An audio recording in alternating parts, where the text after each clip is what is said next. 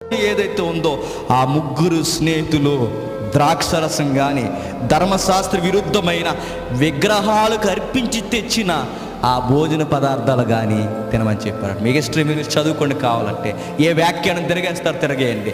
ఆ రోజు రాజులు భోజనానికి ముందు ఆ జంతు వధ ఎక్కడ జరుగుద్దంటే ఆ దేవతల దగ్గర జరుగుద్ది. ఆ దేవతల దగ్గర వధేసి దాన్ని తెచ్చి, మనకైతే కొన్ని లాంగ్వేజ్ ఉన్నాయి, నేను ఓపెన్గా చెప్పను, అక్కడ వధేసి అర్పించి అది తెచ్చి మాంసం వండుతారట, రాజులకు వండుతారట, అంతఃపురంలో వండుతారట. ఆ వండిన భోజనం తెచ్చారు. పైగా ఏమైన జంతువులు, పైగా ఏమైన అర్పణలు.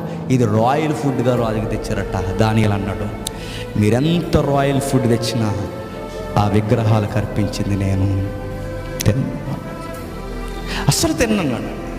ఆ హేయమైనవి, విగ్రహాలకు అర్పించినవి, ఆ హేయమైన జంతువులు ధర్మశాస్త్రం